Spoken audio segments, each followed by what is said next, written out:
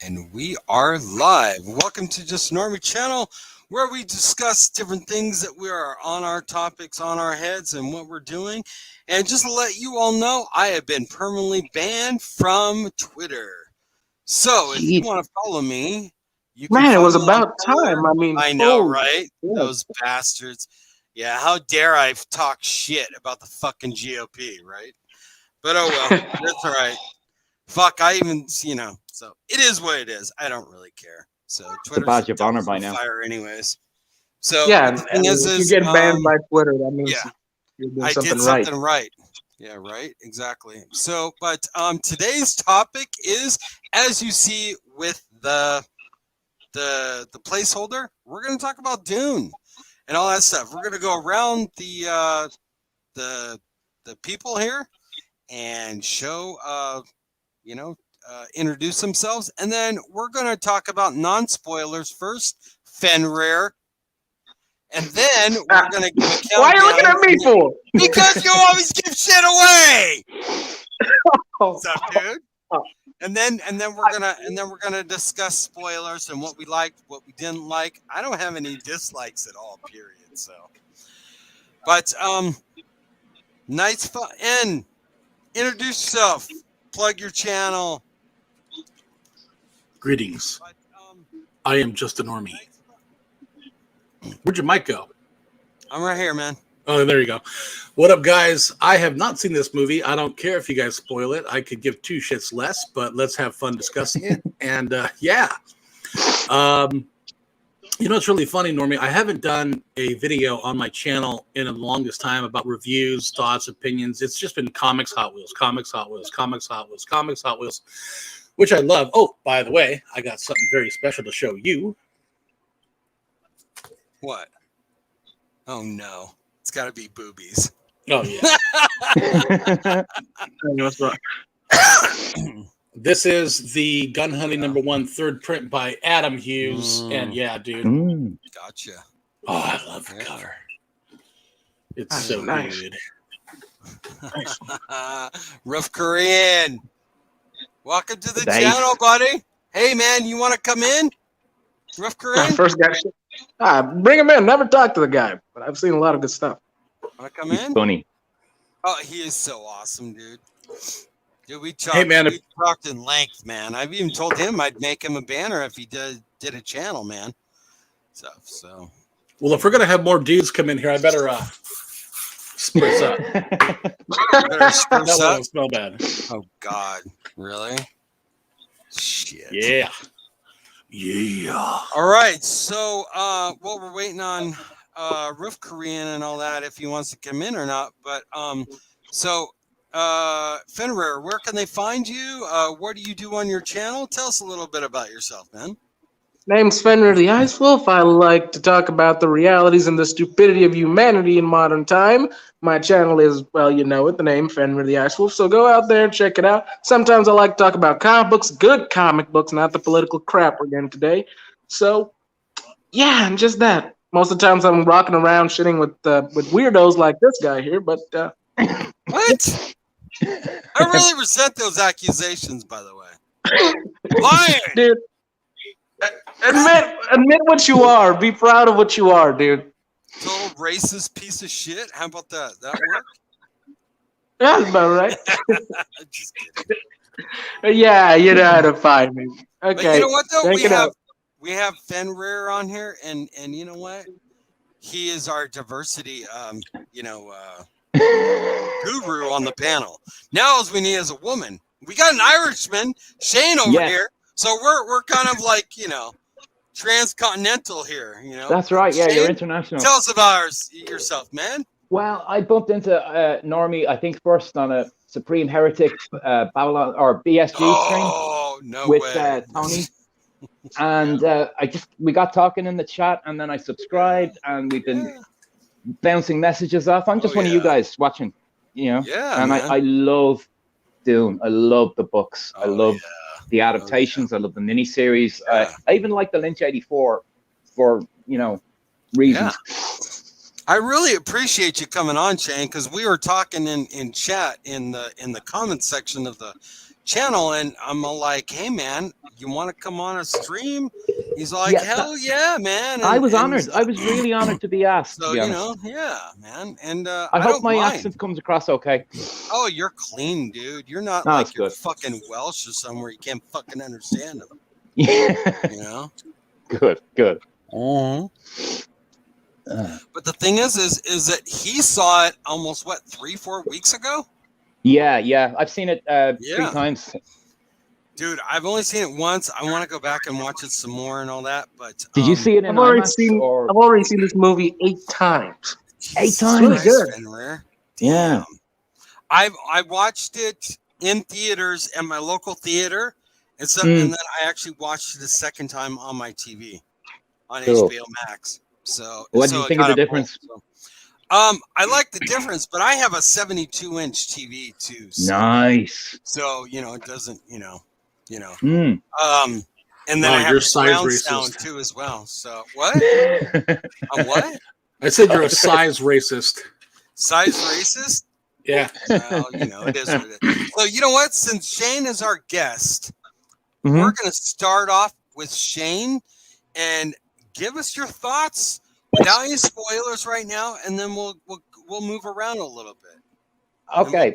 My initial thoughts are: it's a beautiful, beautiful looking film. It looks like they spent twice as much money on it than they actually did. Only 165 million. That's incredible. I mean, compare it to Bond. Shit. Like, look at Bond. That's 250. Or look at externals. Or 200 million. I mean, the special effects are wonderful. The sound design engineering is great. I mean, the costumes. The only problem with it is you're talking about a 21-hour story, and condensing it down to a 2.5 hour or a 5 hour total 2 parts is, you just leave so much out, Exactly. One of the main things I hated about this was the ending, because it felt like it was literally the beginning, but they ended like that. I mean, I don't understand. Like, I don't know about you, but like a Dune fan would happily sit through a 4-hour movie. Yeah, but the thing is they were trying to get regular, normal, average people in the seats. And the thing is I think how they did it in the length, I think Villeneuve was smart in the way he did it. And so I think it came across so well. Yeah. And stuff. And I know that he left out a lot of stuff, but he had to pick and choose. Oh, he did. Yeah, but my mentality here is they should have done a lot more in the past and ended when Paul and his mother were running off to the desert. Yeah, maybe that shot like that where they're looking at Arakeen smoking. Yeah. Exactly. There will. I'll my critiques of bad things I'll get to, in a while. They're very small. They're just. I think it's wonderful. I think he did a really good job. I think the cast is almost perfect. I especially liked Jason Isaacs as Leto. He was wonderful. And Jason Momoa was wonderful. Josh Brolin was wonderful. And the kid, Chalamet, I didn't like him. I was kind of like, I don't know about him, Yeah, I've got the same opinion, Shane, too, as well. But in this, dude, he was too young and too feminine. I thought that they did well looked too soft with the casting of Paul. I think they fit him to the glove of the book. I mean, he's likable, isn't he? Yeah. I don't care for some of his stuff that I've seen him in prior, but this was very well done with this actor. I can't say that enough. Yeah, I never saw, I know he did a Little Women, and I know he did.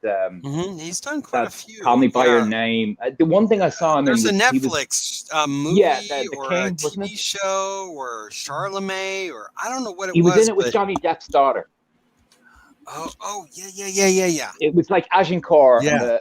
And the French versus the English, and he was like the king. I think it's just called the King. That's right, and that was not too bad. It was all right, but he was too skinny, and I'm like, really? The guy that turned Batman. But it is. Yeah, he really looked. They should have put him in a gym or something and fed him a lot of meat because the kid looked a little bit small to me. He did look a bit small in that. I mean, Henry is supposed to be. Let me see. 28 or 29. at that time. Shane. And Oh yes, I'm yes, sorry. yes, Korean. Go ahead. The director was forced to make diversity hires. The director was just forced to make diversity hires. I wonder what affects the powers that. Yeah, but the only person that they changed was the black woman. What was her name? Yeah, it was originally a dude. Dr. She was a Leah dude. Keynes. She And was the a daughter half by Freeman. She was an ecologist who presents imperial interest on the planet, or represents the imperial interest. But you know what? That didn't really hurt me too much, or even bother me. Yeah, it was small. It was slow. It was well introduced. The character was well received, in my opinion. And so, I didn't see anything problem with. I was kind of disappointed the way that. Oh, this is a spoiler. I don't want to say that yet. So, but yeah, but because they made that change, they had to make the Zendaya change as well. Yeah. Zendaya's a redhead white girl in the book. Yes. All right. I'm okay. Were you surprised? It doesn't bother I mean, were you No. surprised? He's already replaced me. 3 gingers at this point. And sorry, the Jessica character, she doesn't have red hair, does she? Like it's almost it's more airborne. It's more like brown or something, isn't it? Right. Yeah. That mix of brown and red. That I don't know. I didn't. I didn't care. It was fine for me. No, I mean, was kind of. Yeah. The key part that she got right was the damn the spice moment. Right. You know, she is exactly the same as the previous adaptations and in the book. It's the essence of the character. You know, so they didn't change that. And the other thing too is, even though it might have been a diversity hire or whatever, but the thing is these nomadic freemen are supposed to be nomadic, basically. And all that stuff. This is all based on, Arab history and stuff like that, and all that. So the thing is, they're going to be darker skin though, and no matter what, if they're covered up or not. And mainly, yes, darker skin, but most of them are just tanned or sun-kissed. Yeah. Like in the most Mediterranean people. Yeah. Italian, Sicilian. Yeah. Like Greek, Italian, so on. My nitpick on that is that Kynes is a new immigrant. Kynes Kynes is a first generation Fremen. Who is it? Oh, gotcha. Yeah. Remember, the character is an imperial civil servant planetologist who moved to Arrakis and married a local. Right. Now, so and he's described as blonde haired. Mm-hmm. I don't think that it's a small thing. I understand it. I'm not gonna. Right. Yeah. Say it's a bad movie. It doesn't hang. I'm not hung up by it by any means. Stuff. I don't care, and I think everything that Villeneuve did and casting was well done. My thing on the race swap stuff is it's like with Nick Fury in the Marvel movies, right? He was a swap, but he was so good at it, you don't care. Yeah. Well, in the beginning, it wasn't technically a swap. Yeah. Mm-hmm. I mean, they said he was the son of the original, didn't they? Or in some supporting material. Made him into a swap. Yeah, I didn't have a problem with that type of swap. Or remember Denzel Washington in The Equalizer? Gotcha. He was a swap. Well, The Equalizer was good enough for you to let it pass. Exactly, because it's if the person is good enough, it's okay. Josh, do you have? Yes, it's Denzel. Tell me something he's not good at. Josh, what's up? Sorry, Josh. Do you have any opinion on the whole race swapping thing in this movie? Well, I have no opinion on it because I haven't seen Dune yet. Well, I understand or that. In general, do you have an opinion in general with regards to race?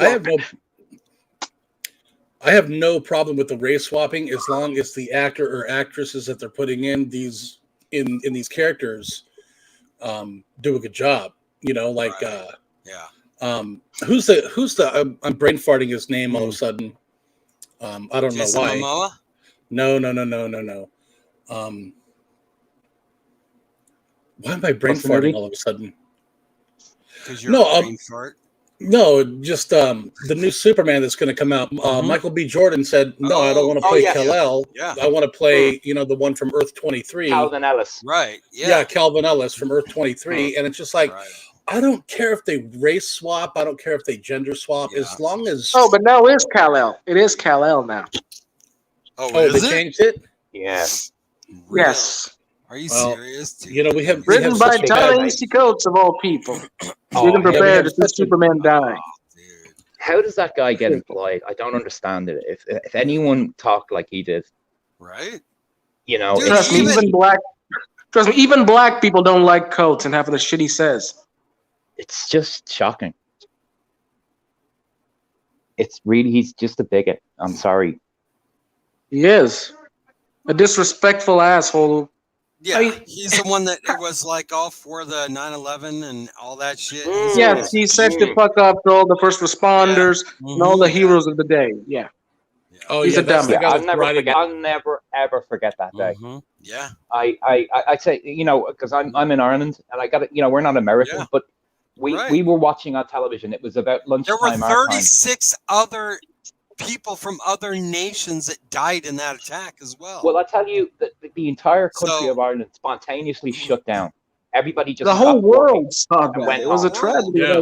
We had a national day of mourning over it as well. It was just. I was in the air in a private aircraft with the company I used to work for. Oh my God! And stuff, dude. We got stuck in a. We got forced down over Kansas. Oh my. And stuff, and we were in This has been terrifying.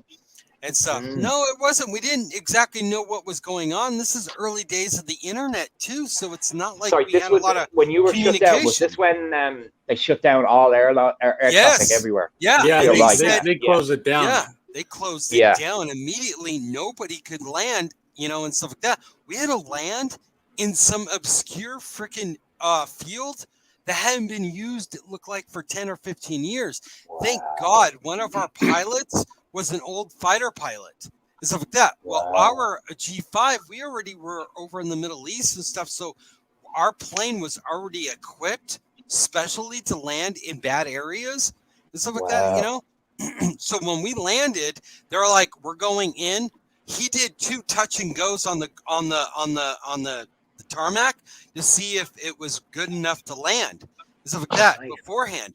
Well, we finally landed. There was fucking people circling over this area we're in and stuff like that. Parking, trying to wait to get their landing.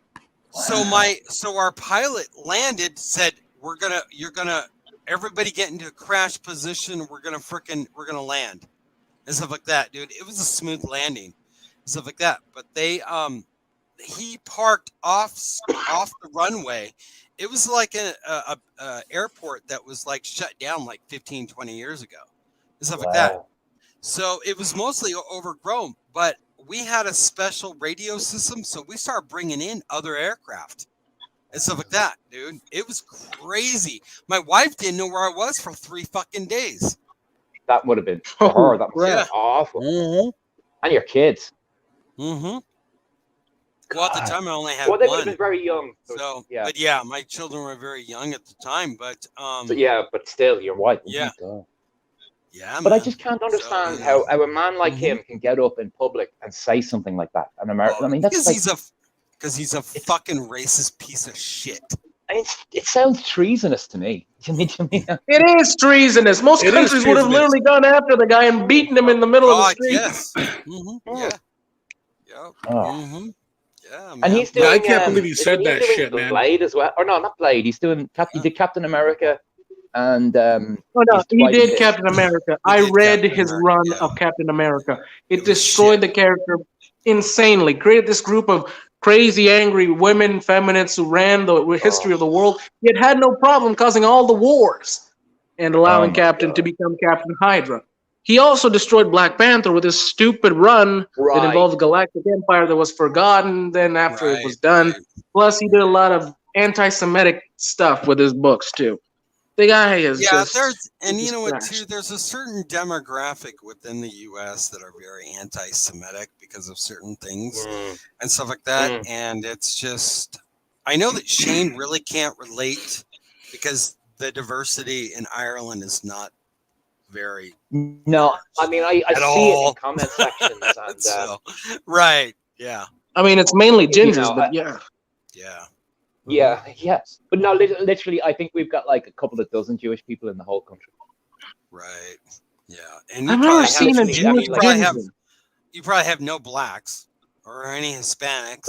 Very few. I mean, like I swear to God, I was 20 years old before I saw a black person in the flesh. Actually, I got a cousin in Ireland too, so no way. Maybe one. Maybe one out of 80. Him. Well, Shane, I grew up in Washington State. My aunt raised me. My mother didn't raise me. And so that's right. Yeah, she's kind of like a nomadic woman, and stuff like that. She's not very free stable. Spirit. Yeah. I don't even know where she's at. I haven't heard from her in 25 years. So, but yeah, I'm 46 now. So, but yeah, but I hadn't seen my first black or Hispanic person till my late teens. Right before I. Washington State. That's like Seattle. Washington. Kind of. Well, I lived in the outskirts, so I didn't. Yeah. There's a lot of blacks in Seattle, but there's not a lot of Hispanics. Well, no, but we're starting to get a lot of immigration now. Well, because of the goddamn EU. Yeah, and they're talking about they want us to approve 1 million. Oh my extra God. People. Dude, I'm just saying, say bullshit on that. Say no. Yeah. Just say no. And I don't want to get into conspiracy theory territory, but the guy who's proposing it, let's just say he's famous. He's the same guy who's encouraging your troubles on your border and Italy and other places. I got you. Wait, is it that Boris guy? No, because they're not a part of the UK. Fuck, no, I forgot about that. No, the name sounds like if the name sounds like Boris, but it's not Boris. Let's just say he runs a charity. He runs a charity, an NGO. It's kind of weird. Everyone's supporting these things, or the rich guys who can easily pay to be away from all of these people they want to bring in. It's a matter of them wanting to replace the white population, but that's never going to happen. Well, do you remember in America when you guys sent your factories to like Mexico and China? Yeah. Mm-hmm. Yeah. He is that guy, right? Oh, gotcha. Yeah. Yeah, and I don't know if you recall in the 90s there was a recession. There was the British. There was a currency crisis in '93, and it caused a massive recession. And this led up to remember Clinton and Bush and Blair kind of brought it back. Remember the boom and bust thing? Well, he was behind that. Huh. So Shane. We're really getting off on a tangent. Yeah, we're getting into the weeds here. Yeah, but so let's steer back to. We start at the beginning. Dune and all that. Yeah, we'll start from the beginning. Why not? Right? So, Shane, let's just get this over with and go. Fenrir, so you jump in now. What is your take, without giving spoilers away? It's gonna be a hard one, but okay. I know. The story was good. The visuals were amazing. I enjoyed most of the cast and who they hired to take the positions. I enjoyed the development of the characters, but I really hated the way they did the ending. They could have done a lot more and made the ending different in a way that made sense. Because now we're just in this tangent situation where we just want to see part 2, but are confused because God knows how they're going to start it. They should have left meeting the Freemen for part 2 and. Well, I think the Freemen were pretty much not in it very much, though. Anyways, but that's okay. No, I'm all right with that. I think maybe we only got about a couple of them. I think we only got maybe a total, like maybe 15, 20 minutes total of the Freemen, basically. Yeah, I think there's like 4. And about only 4 of them. Yeah. Stilgar, Chani, Liette, and Jamis. Right. Yeah. What else, Fenrir? Well, I did enjoy the scenes with the visions. I enjoyed how they explained spice and how they bring information. Yeah. Plus, I enjoyed how they did the vehicles. It was It was great that they were able to make it look mechanical without the help of computers and things like that, because it's following the lore of the books, because of their problems with AI. It was pretty cool what they did. It made them very believable. Ornithopters were amazing. Dude, those ships are pretty cool. You know what's pretty cool is, remember the ship that Paul and his mom take at the end? It's kind of like an earlier version, but it kind of looks like a wasp looking vehicle. That one was cool. Plus, I enjoyed how they did the force fields in this one. It was way better than the old one. Oh yeah, very good. Yeah. The slow blade penetrates. Yeah, definitely. Yeah, makes it much more believable that they would fight with swords rather than guns. So, do you think that, I know that it's my opinion that, Dune overall is a hard adaptation no matter what. The iterations that came before, I don't think it never did it justice. But I always thought that Dune was not well adaptable to the screen as much as I thought that it should have been adaptable to TV, like in the format of like a Game of Thrones, because you've got two empires that are trying to fight and kill each other off and all that. And I think it could have been better, well received and all that. But the thing is if Villeneuve is going to be doing this through the movies, are we getting a total trilogy, more than 3? Because he wants to do 3. You know what I'm saying? I don't think you can do it justice though with 3. Yeah, but you know how the studios work. If it makes it into 3 and becomes a success, they're most definitely going to bring in more stuff just to put it up. Because come on, people are going to want to see the rest of the books with Leto the Second. Yeah, I mean that. Really, the books are 2 trilogies. I like this comment that Ref Korean saying, on the first watch, being completely unfamiliar with Dune, I could tell there was a depth to this movie and an abundance of lore. Haven't had something like that since the Lord of the Rings trilogy, which I completely agree. And I haven't read the books in almost 15, 20 years. So you could say this is a fresh watch. You know what I'm saying? For even me. Yeah, honestly, with me in the beginning, I only read the first book, never made it to the other ones. But after watching the movies again, I finished all the books. And I gotta say, to all the Duncan fans, I'm gonna say, don't cry. For you remember the word Golo is there. I would highly recommend the audiobook versions of Dune to anyone.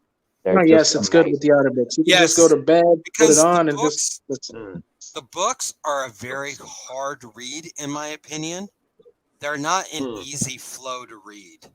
No. That was my take when I initially read them and stuff. And so that's why I'm saying that. And so I'm not saying it's a hard read. I'm just saying it doesn't flow as well as when I first read them. I was a teenager when I read the first Dune book. And I swear the difference between reading it, say, in your teens and in your 20s and in your 30s is very different. You get things that you just don't get. Exactly. Yeah. Or when I first read the second book, I didn't particularly like it. I thought it was terrible, and I never read the others. And now I love the book. I love it. Yeah. I read them back in. So I was overseas between 2005 to 2007 in the war. So I took the opportunity to read a lot of novels, a lot of books, and Dune was one of them, including Starship Troopers. The other thing, too, is a lot of people need to realize is that these books are written in the 30s and 40s. These are written by men who were in World War I or World War II. You know what I'm saying? And they brought this to pen. So like that, just like the great Jack Kirby, stuff like that is of that era. You know what I'm saying? And stuff. Oh, yeah, you can. Yes, I felt the depth of the era. I mean, the creativity and the writing of the concept of the spirituality, it was comparable. Yeah, I mean, Herbert was an ecologist, and he was a philosophy major, and you can see that in his work, and he worked internationally. He had this. Go ahead. Go ahead, Shane. He worked in the Middle East for a time, and he understood a lot of the cultural things, and he translated his experience into his writing. Right. Right. And that's and I think that's what a lot of it's missing today. And Nerdrotic and depth and Casino, understanding. all those people have said that multiple times. Yes. These people are coming straight out of freaking college and straight into journalism. They know or nothing. writing, and they know nothing. They have Well, not it's like lived the life. Eternals. The Exactly, I dude. know. The old generations. Exactly. The old generations. Let me tell you.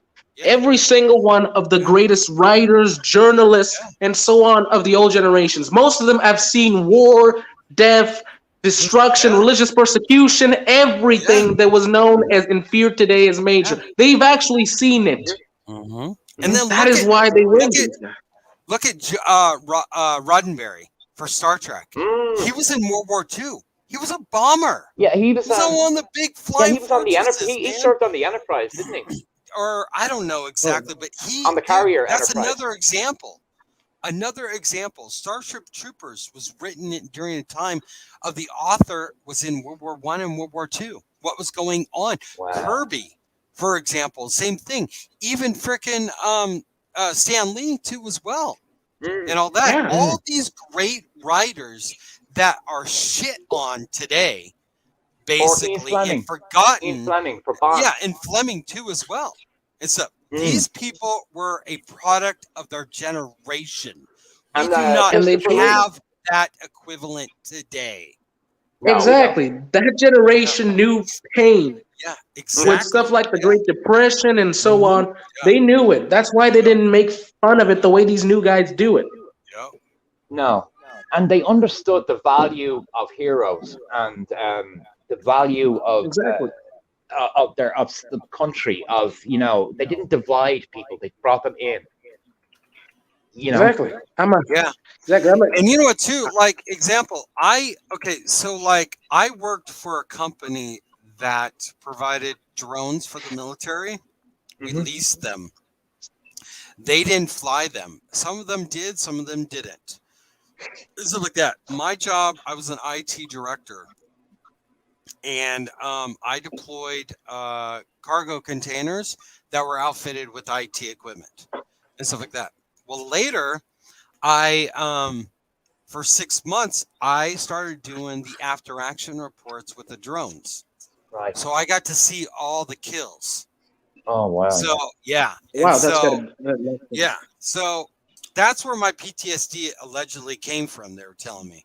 I have seen some of that footage. Yeah, and the thing is the drones that I oversaw and stuff, dude, is the Predators. You know, the one, the Reapers. Yes. And stuff like that. I have counted almost 47 kills on the aircraft that I oversaw. Wow. Plus, that doesn't count the hundreds of lives that we killed in collateral damage. So, for example, a drone was looking for somebody for 3 days. And stuff like that. Right. We were following the son of an alleged terrorist. Stuff like that. We killed the father and the son, dude, just to get the father. Ouch. Yeah, exactly. We killed a whole slew of people at a fucking wedding. Wow. Yeah, dude. In Afghanistan. I think I know what you're talking about. Yeah. Yeah, I know that story. But sorry, just a little tangent.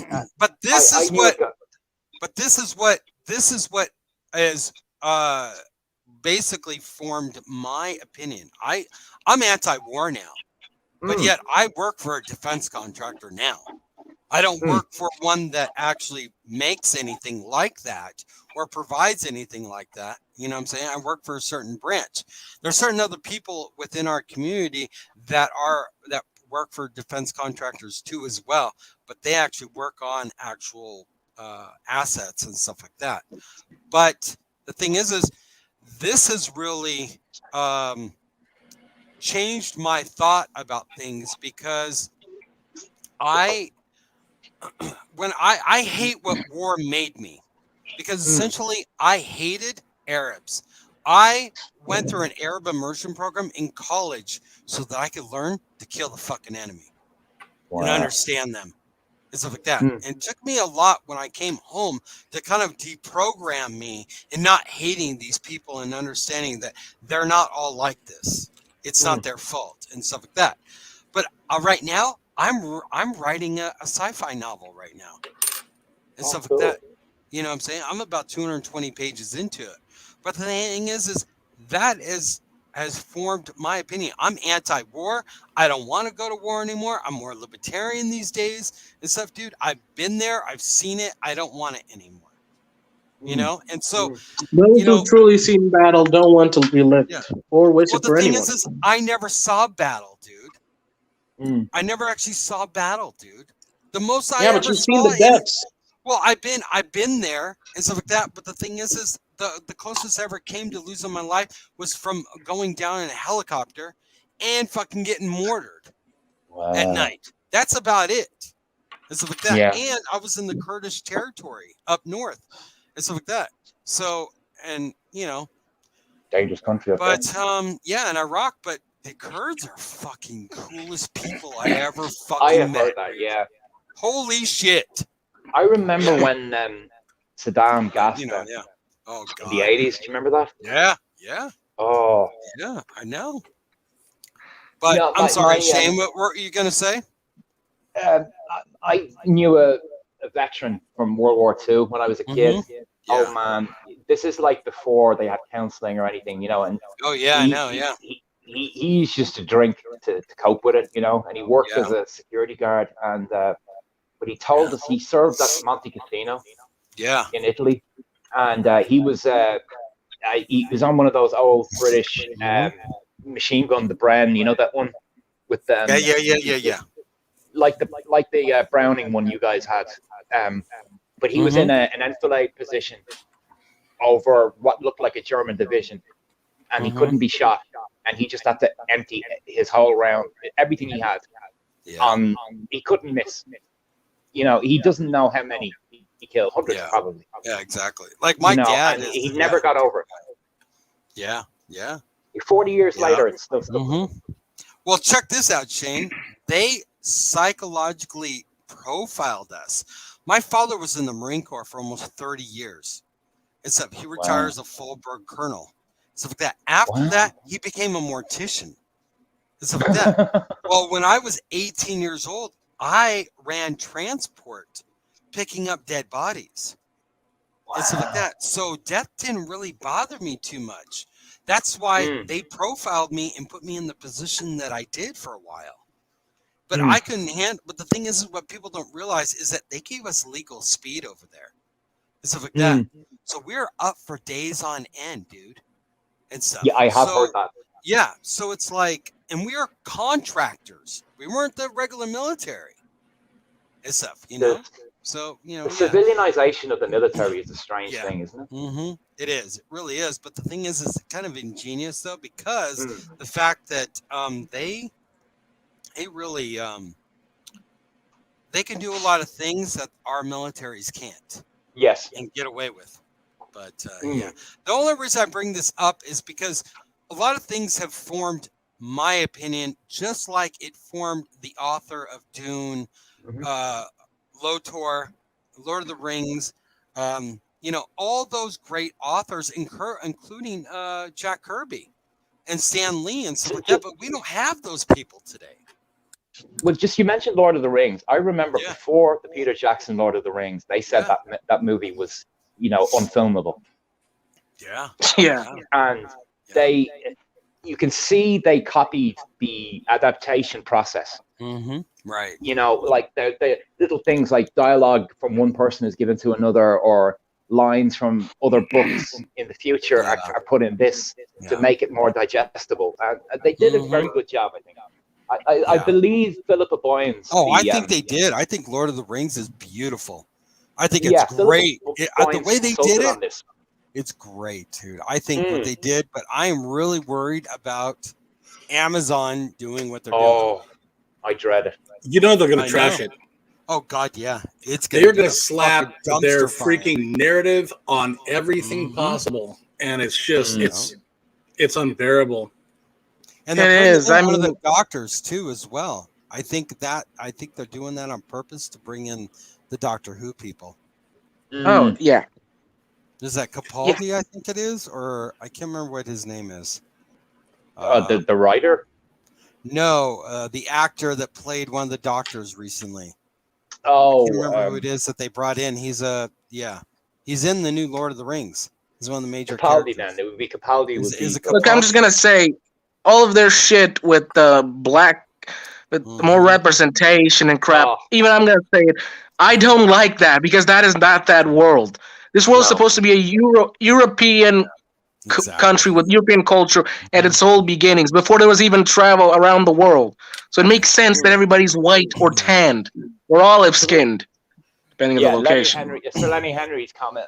I mean, I like Lenny Henry. He's a wonderful. You probably don't know him in America, but he's very famous here. Seriously, if there was ever anything close to black people in this thing, Tolkien would have made sure.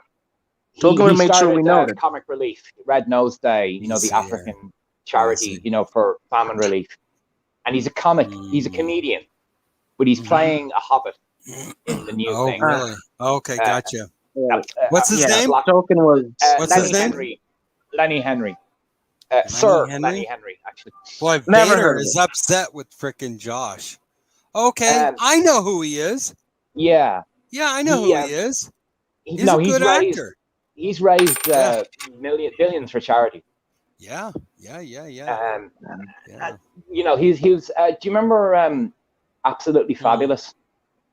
And all those comedy shit. He went to school with Rowan Atkinson. Blackadder and all them. Okay. He's his wife was very famous. Is very famous.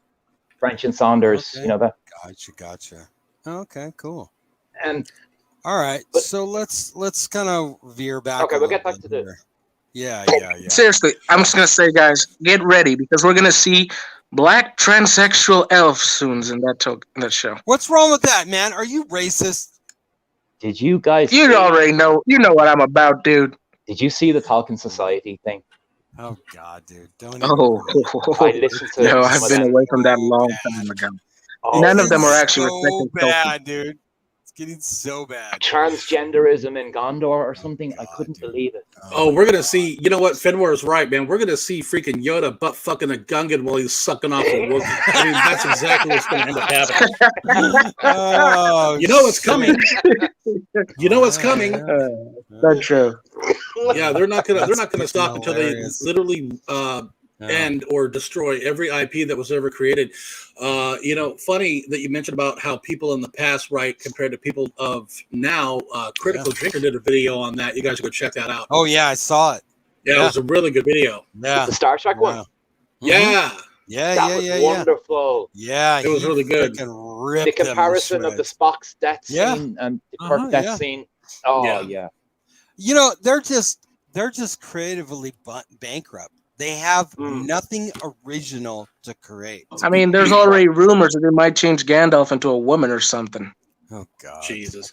Hey, real quick, has anybody seen that new show, La Brea? No. Yes. It is. Well, okay. Quick synopsis: big sinkhole opens up in Los Angeles, and they're transported back in time to like the year 10,000 BC. Oh God! It's something different. Brea? Yeah, Brea, but it's something different. What is it on? Hulu. I think I saw it on. Yeah. But here's the thing: the writing is so fucking terrible. But the whole aspect of the time travel and the parts between two worlds, it keeps you intrigued to be like, I'll watch the next episode. But the writing reminds me terrible. It kind of reminds me of Terra Nova. Oh, I remember that. Yeah, it was only up for one season, and they went back to like the dinosaur age and stuff when it was just Pangea and stuff, dude. And I'm like, it was an interesting concept, but wasn't the guy from Avatar in that? Yes, he was the lead, man. Yeah, that was very good. Yeah, and there was another Englishman or an Irishman that was in the show too as well. Oh, he was like a scientist, was he? Or yeah, he snuck one of the kids to the other side. Yeah. I can't remember that guy. I think he went on to be in like Marvel's. Jason O'Mara. Yes, he's a very good actor. Yeah. Yes, he was in The Good Wife on CBS. Yeah. With the chick from ER. Yeah. He was a wonderful actor. Exactly. So, all Sorry, right. back to the So movie. let's get back here. We are real. All right. So we're gonna go All right. into spoiler territory. What, Josh? So, sorry, Real Josh. quick. So Shane and Fenrir, real quick, for somebody that doesn't know anything about Dune, obviously you guys aren't talking about that it was woke. How close do you think it comes to the text of the novels? Is it spot on? Is it veering off? What do you guys think? Well, in a way, it's true to it. It's close. It's true to it. You can see some differences, but it's true to it still. Because they didn't get rid of all the bad. They didn't get rid of all the things that would be seen as problematic today. Yeah. There is a few. There's a famous scene, and it's in every adaptation. It's in the trailer. You know, with the hand in the box. You know, yes. What's in the box? You'll feel pain. There's a scene. There's a line she leaves out. She says, "No woman has ever borne that much pain," and they left that out of the movie. You know what I mean? For no reason.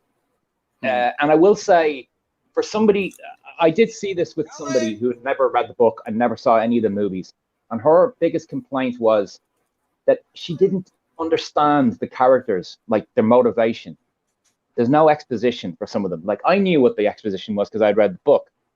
But, you know, the scene with Josh Brolin and Timothy Chalamet fighting with the shield, like, and he's telling him that the Harkonnens are brutal. Like, she didn't know why he thinks that. You know, and if you read the book, it's very obvious why. You know, he lost his family to them in a very horrible way. And that's why he knows them so well. If you create the adaptation of something, it has to be on the contract that everyone you hire to participate in has to read the damn books or play whatever the hell was done. Oh, yeah, she never read that. You know the kid that plays Paul, he actually read the books. He actually read the books, exactly. Yeah. But the other lady didn't. Jessica or Sarah Ferguson, she never did. Yeah, she did. But seriously, modern time, the Bene Gesserit are seen as a very problematic. It is good that they didn't get rid of them. Yeah, but you know what? There's an organization of women. An organization of women that rules everything from the shadows. Yeah, but the thing is that you get the implications of the fact that's actually a little culturally correct. Yes, but the thing is that Herbert was in his original novel and stuff like that. There's a lot of sexism in regards to the Arcadians. Is it the Arcadians? And the Empire is patriarchal by design. Right. And the freemen, they're all led by men, not women. Stuff like that. You know what I'm saying? I mean, if it's based on Arabic culture, it's gonna be ruled by men. Come on. Well, no, I know. But are very much like the Dothraki in Game of Thrones. Right. They, leadership is by violence. Yeah. You have to, and that's what my biggest problem with her, because I don't believe that she could beat Javier Bardem in a fight. No. Do you know what I mean? I just don't believe it. The thing about the Bene Gesserit is they put a patriarchal system and they support it because it's a cover. It protects. I'll tell you what, they're saying it came across well. Yes, in the movie because it's actually historically correct. Really well. In history, there have been numerous women who have controlled everything from the shadows, other than light. And to be honest, since I haven't read the books in 15, 20 years, I have to say, coming at this from this position and stuff like that, is that I thought it was so well done. I understood every aspect, every portion of the movie. And I say that because a lot of people today in Hollywood can't do that. And I've got to say the politics came across so well. Politics in Hollywood is something they can't do. Like example, Claudia Gray is an author for the Star Wars. She is horrible. She's the if you don't like my politics, don't buy my book, woman. No. That's the wrong. No, that's the red-headed goblin. Yeah, that's the red-headed goblin. But Timothy Zahn, who writes the Thrawn trilogies and books and stuff like that in Star Wars, he is so good at writing politics. And the thing is my bachelor's and my master's degree are both in political science and national security. That with an emphasis in Arab studies too as well.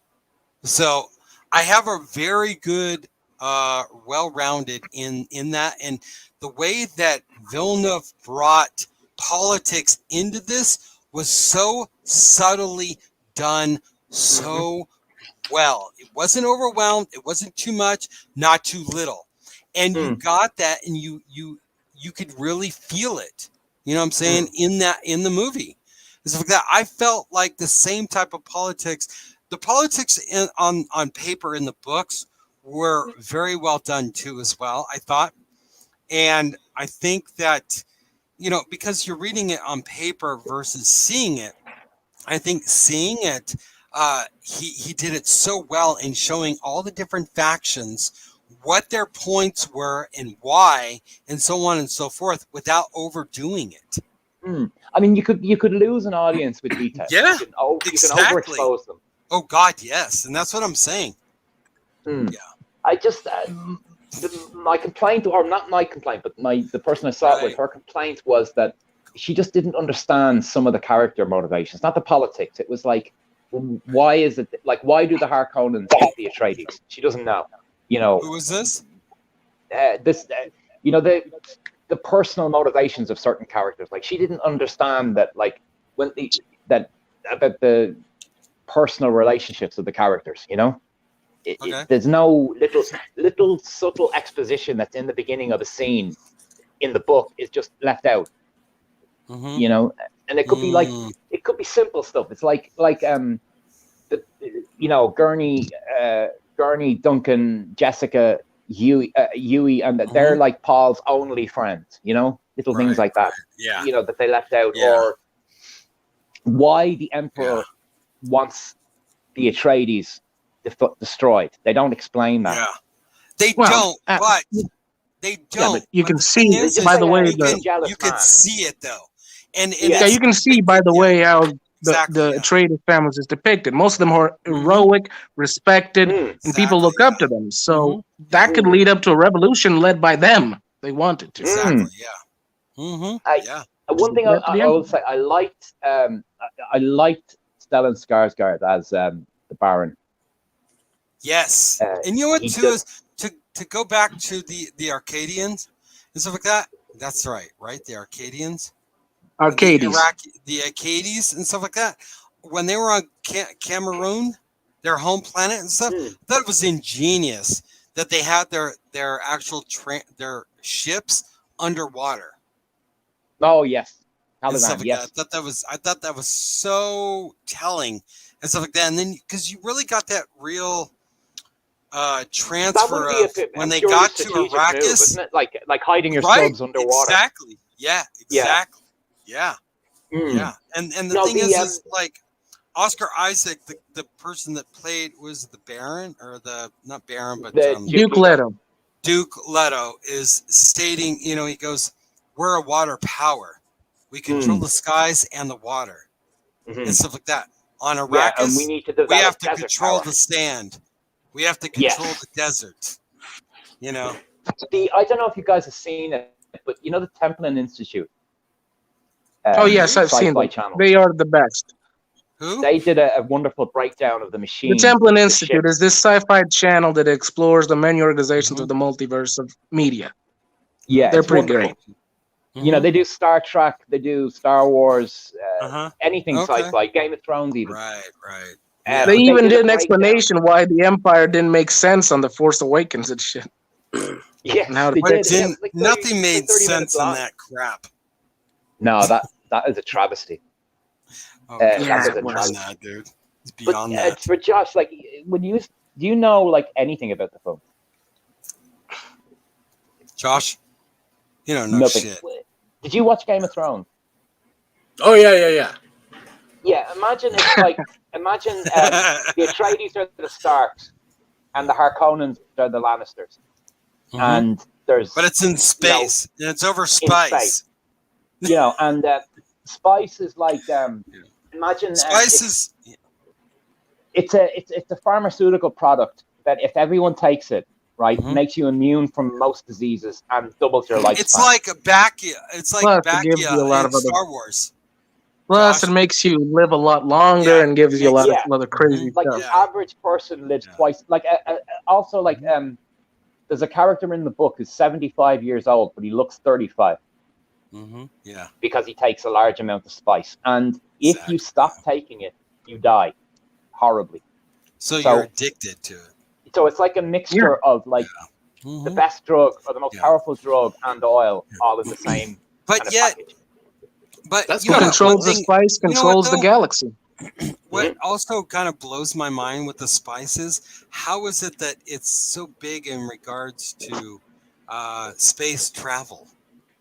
Yes. Well, since they don't have computers, since they don't have computers to do it, they use the property of some people who consume spice there's this mutant class of people in the universe of Doom that pretty much allowed to do calculations similar to that of a computer that allows them to do space travel safely.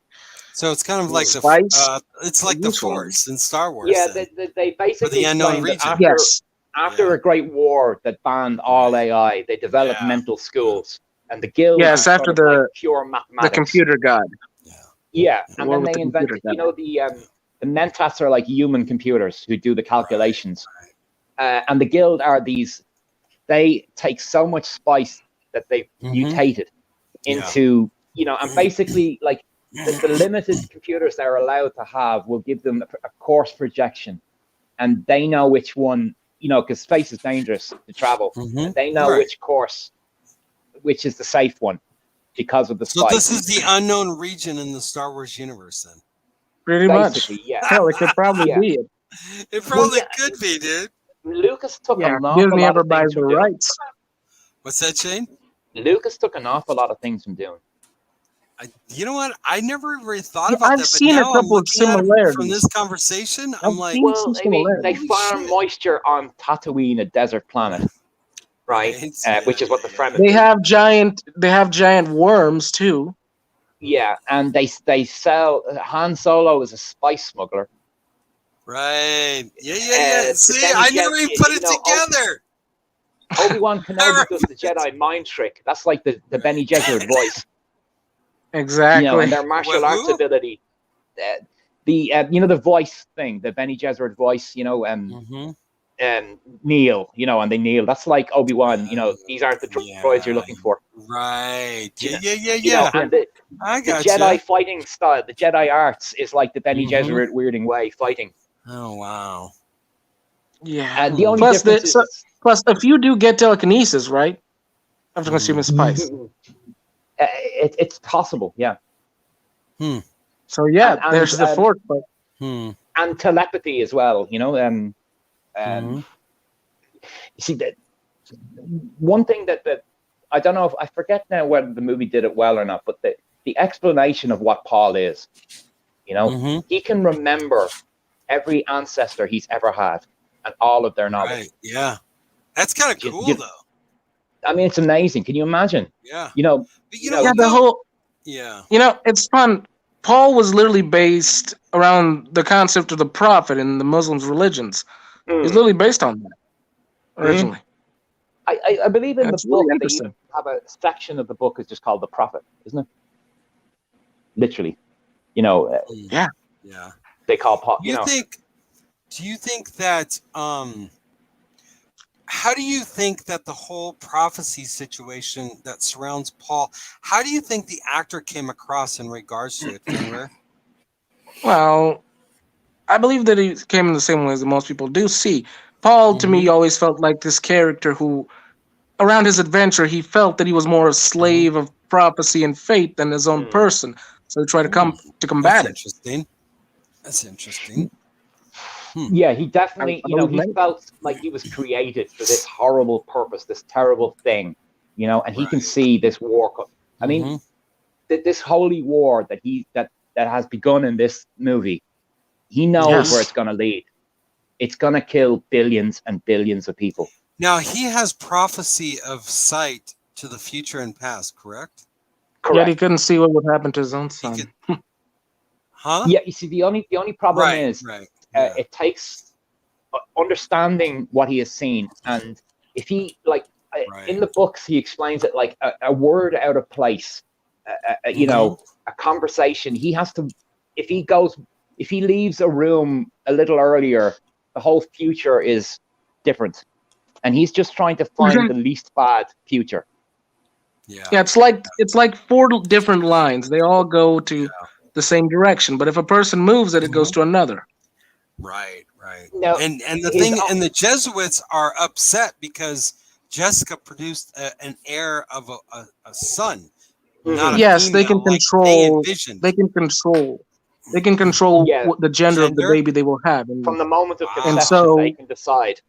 Wow. And so Jessica made a son because the Lord Leto wanted one, and they actually loved each other. So, yeah. You see, the Bene Gesserit had a grand plan, and part of it was to make the Emperor only produce female children, deny him a male heir, have the Atreides have a female heir, and marry that one to an Atreides, to a Harkonnen, make peace, and then their child would marry the Emperor's child, and the Bene Gesserit would control everything. Right. And but they are. But how do you feel about how Paul comes across in the movie versus the books? I think they did it well. I think the moment in the tent where he realized, "You've made me a freak." Oh yeah. I thought that was so damning. That was wonderful. That was wonderful. Yeah, I mean, no, like in the book, as I recall, like he despises her for what she has done. Yeah. Right. Well, you could understand. I could understand that. Totally understand. And she's afraid of him. She is terrified of him. Right. Yeah. When he tells her she's pregnant. Yeah. You know, and it's only been a couple of days, you know? She's like, what have I created? How can you know that? Exactly. Like, how can you know that already? But yet Paul struggles with the ability to command people through his voice, though. Yeah, and it really. So. But yet, he's got all these other powers and abilities that once he actually gets the overdose of the spice, once that happens, he unlocks his abilities and he surpasses his mother. At that point, you know, when he starts having visions of the wars and battles and stuff. At that, you know, he's digesting all of the past and all of the possible future. And you know, it's. Go ahead, Sean. Yeah? Sorry. Go ahead. No, please. I was going to say is that I had a real hard time following the flashes of to the future and the past, whatever it was. You know what I'm saying? And all that. I had a hard time. You know. Well, and he's seeing. In the books, what it just explains is that there's a holy war. They'll be fighting under an Atreides banner in his name. He'll be leading legions, drunk on spiced beer, they say, and billions of people will die in his name if he does what he's doing. Yeah, and that's gotta be also, you know. But the way that Paul came across with it, stuff like that, unlike he did in the books. In the books, it seemed like he didn't want it, but in the movie, he seems to come across with this. He's far more conflicted about his destiny, and it seems more kind of like off the shoulder kind of way. You know what I'm saying? Yeah.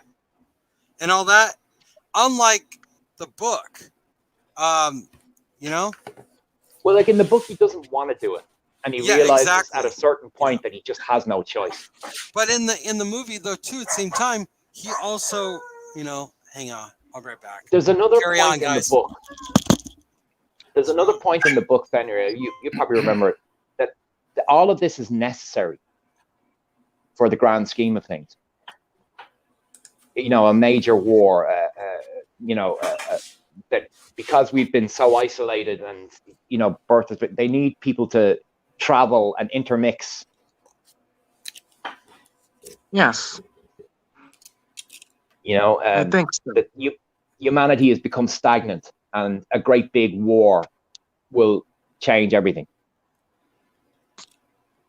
Yeah. But it really contemplates. There's always this theory that I always had. Oh, he's back. Let's forget everything we were talking about him. That's right. God damn it. No. We'll finish that where chat were you later. guys at before? My dogs got all excited because my daughter came by, but she left. So we were just saying that that there's something left out that's in the books, is that there's a reason for all of this. That despite the horror and the war, that there's a benefit on the other side of it. Right. And the growth of humanity. Like the world is going in a bad direction, but World War II fixed it. Yeah. Right. Yeah. Yes, it's the concept that says the universe needs conflict to grow and evolve, because if you live a life without conflict, you'll become soft and weak and just fade. Exactly. Like all these little pussies nowadays. Exactly. Yeah. But I felt that the actor who portrayed Paul, I've got to say, he really, really came across believable from the books to the movie. I thought it was very well done. I thought that he I know you could feel it, that he's conflicted about his destiny, and even maybe might be in part to maybe the pacing of the movie and how they did it, because he seems more ready here at times, but then he's not sure of himself. Well, he's more focused to embracing the role of this Messiah, but that doesn't really even come across in the movie, though. You know what I'm saying? No. Unlike it does in the books. And stuff like that. He is There's very certain likable, aspects. Yes. I think what they did with this actor was so well done. I think he did very, very well. But yeah, and God forbid if he already researched for a movie role. Yeah, and the thing is he actually didn't come across as a messiah, a savior. I didn't get that impression from him. Yeah, I do believe that he conflicted with it at the beginning. Yeah, exactly. But he was also, he understood certain things, and I think that that weird dynamic that he's got going on really came across really, really well. Well, one thing I liked in it, and I liked it in the book as well, is the father-son dynamic. The father, even who loves his you son. saw someone little, Oh, when they were talking together on when they were talking together on their planet, and he explained about the duties and responsibilities that they take. That was pretty good. You know what? Just real quick on that scene when they're talking, where you've got all of those sarcophaguses, I guess you want to say, above ground. You know what that reminded me of? The Romans and the Roman Empire and stuff. They used to fucking the House of Arcady. The House of Arcady. They are actually but they're like mausoleums. Above. They're above. They're mausoleums. Yeah, exactly. They are actually their ancestors. Yeah. Exactly. Yes, the House of Arcades is actually based on the legend of King Atreus. Oh, okay. Who's the father of Agamemnon? That was the first impression I saw. When I saw that, I was like, holy shit. You know? Yeah. So. What I liked. Sorry, Shane, go ahead. I like Leto is kind of, he knows he's walking into a trap, and he feels his life is about to end. You know? And he's trying to protect his family after he's gone. You know, and I love that. I love that in the book, and I liked it in this. And I liked how one of my favorite scenes in the movie is when they attempt to assassinate Paul, and Leto flips. Remember? Keep going. At Howard. Yeah, it was his son. Yeah, no, I love it though. I just, damn, Your Honor, they tried to kill my son. Go find some spies. Exactly. He's depicted well as a father. Definitely. Indeed. You know what? I've got to say, about a lot of the actors and stuff like that, I would say that Oscar Isaac is next to the other guy, his general or whatever and stuff like that, are probably the two most famous people in the movie, except for the guy who plays Aquaman and stuff like that, Jason Momoa and stuff like that. There was a lot of, I would say that those core three people and stuff like that, I think that their portrayal, especially Oscar Isaac, I think that, dude, this role, he was fucking born to fucking play. For as little as we got of him, and his ending, and how he went out like a fucking boss. If I could, I was just like, fuck, dude. You mean he he went out like a badass warrior. What's that, Fenrir? Definitely. He went out as a badass warrior. Dude, no shit, dude. And you know what? I had a what the fuck moment because I knew he was gonna die and stuff like that. You know what I'm saying? But how they did it and how it came across on the movie, I was just like, oh my god, what a great! And the camera pull out of the room was yeah, wonderful. yeah. And the body like, shot. I agree with you as well. Momoa was wonderful. Yes. Momoa was. Yes. Every scene, he was just perfect. And you know, at the beginning, I thought they were just gonna try to get his attention from Aquaman and fame, but he did an amazing job. I didn't get that. There were some people that said in their reviews that they thought that Jason Momoa was playing Jason Momoa, not Duncan. No fucking way, dude. That's and you know, fair. I'm so fucking sick of some of these people that are just ripping shit to shreds, just to fucking rip it to shreds. But the thing is I liked the character Duncan. He came across so well, so liked, but I'm not convinced he's dead. Well, you know what I'm saying? We're in spoiler territory, are we? Yeah, this has all been spoiler territory. Well, it's like in the books, he's not. No, I know. That's what I'm saying. Because we got some flashes. We got like the reason why is because of that last fight scene. You know that last fight scene when he kills 19 guys. Right. No, and these aren't just regular. These are 19 of the most superhuman best soldiers ever. I'll be right back. Keep going. Yeah. You know what I mean? It's like these guys are. They say that one of them is worth 10 regular soldiers. Do you know what I mean? And he killed 19 of them. One guy. They want him. You know, they preserve his body, and it is science fiction. So, you know, you saw him get stabbed, and you saw him get a clack in the head. But that's if they don't do the Gola thing in the movies, I'm gonna be pissed. Oh no, they must. I mean, Duncan, Idaho is the heart of them. If anything, he's probably the closest thing to a hero in the whole series. Yeah, they need to bring him back. The goal is the right way to do it. Definitely, they must. I mean, everyone likes him. Yeah, you know. So I don't care how much Momoa demands for money. Just give it to the guy. I mean, but I get this feeling that he would do a Dune over an Aquaman any day. Oh yes, Aquaman is becoming ridiculous. The movie, I mean. Did you hear they're having trouble with the sets closed down again or something? Yep. Shoot. Plus, there's also her Amber Turd there, so yeah, it's not gonna get a lot of fame. Oh, yeah, I really get started on that woman. No one wants, but we have to. People have to. She is. I don't know. Did you listen to those tapes? Most of them. Oh my God, she's unbelievable. Yeah, I heard of. She's a monster. That's what she is. I mean, and you know, it's really it's like what she even said was not even far from the truth. It's like, I mean, people do tend to listen to the woman over the man any day of the week. All right, I'm back, guys. Sorry about that. You know what I'm saying? It's like if you see a woman and she has a black eye and she's standing next to a dude, what are you obviously going to assume? You know the dude did it. So, yeah. It's just the way she was so brazen about it. Like, no one's going to believe you. Yeah. You know, look at you. You know, I'm a 90-pound woman, and look at you. You know. Yeah. But even with Johnny Depp, man, people in his past came out and said he is not violent. He has never treated anybody like this. And no. But yeah, it's like there's so much.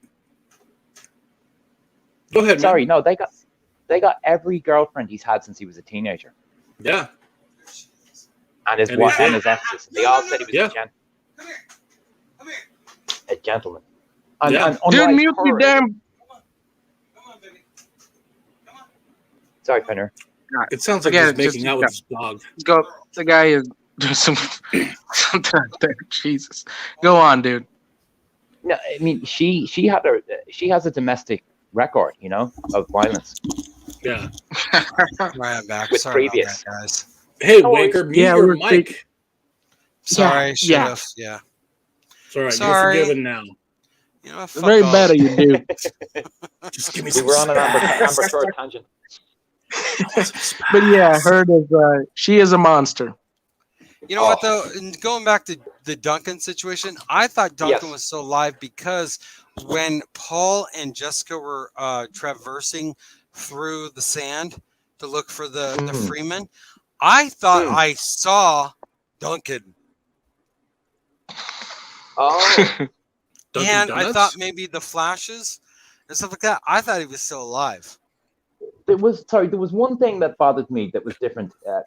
You know, Dr. Kynes in it. Like, she wasn't in the books. The Kynes character didn't know this was about to happen. The Fremen weren't involved. Who are you talking about? You know, they were left out of the plan. Who are you talking about? You know, after the battle, Duncan comes to the Fremen leader and says, "How could you let that happen? You know, the best of us was just killed." And she's like, "I was ordered to say nothing and see nothing." Well, in the books, that didn't happen. Yeah. In the books, the moment Leto said, "Damn the spice," she was a team Atreides. And she helped that them. showed the guy's honor. Again, showing why the dead, Emperor feared Dude, that and Leto. you know what's fucked up? I would have liked to have seen is just as she was dying, the fucking sandworm just fucking gobbled them all up. That would have been better. Wait, there's a sandworm in this? Is it Beetlejuice? Yes. Giant sandworms. Yeah, they're huge. The sandworms are like gigantic. They're the like, ones that produce the spice, I believe, right? Yeah, I mean, they're the size of the guild spaceship. Huge. Just think of Tremors, but fucking 100 times bigger. Yeah. So they're like a crate dragon. Pretty much, but under crate dragon sand. The crate dragon in the Mandalorian is basically they stole that from Dune. And it's much bigger. Yeah. It's much bigger. Oh, it's huge, dude. I mean,